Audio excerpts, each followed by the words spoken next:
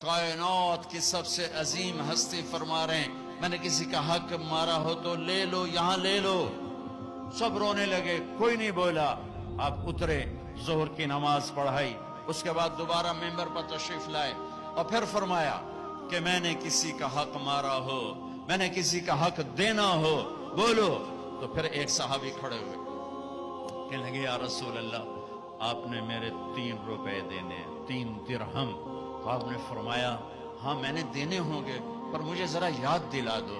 تو وہ کہنے لگے آپ کے پاس ایک فقیر آیا تھا تو اس نے آپ سے مانگا، آپ کے پاس تھا نہیں تو آپ نے مجھے فرمایا تو دے دے تو میں بعد میں ادا کر دوں گا۔ یا رسول اللہ وہ 3 درہم آپ نے دینے ہیں۔ تو آپ نے فرمایا ہاں ہاں مجھے یاد آ گیا، میرے نبی کے گھر میں تو تیل نہیں تھا چراغ جلانے کو۔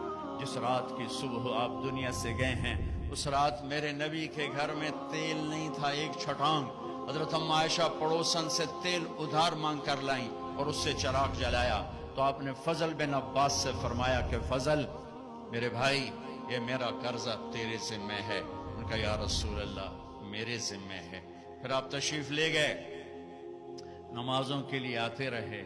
جمعرات عشاء کی نماز کے لیے یہاں تک آئے، سرانے سے غش کھا کے سرانے پر گر گئے۔ پھر اٹھ کے پوچھا عشاء ہو گئی؟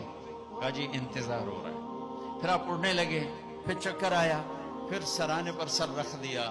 پھر تھوڑی دیر کے بعد افاقہ ہوا، کیا نماز ہو گئی؟ کہ یا رسول اللہ انتظار ہے۔ پھر آپ اٹھے، پھر پوچھا نماز ہو گئی؟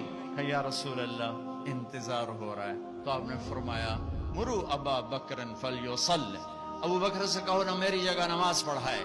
ابو بکر پیچھے کھڑے تھے، عمر پہلی صف میں تھے، صحابہ نے عمر کو آگے کر دیا کہ نمازی پڑھانی ہے۔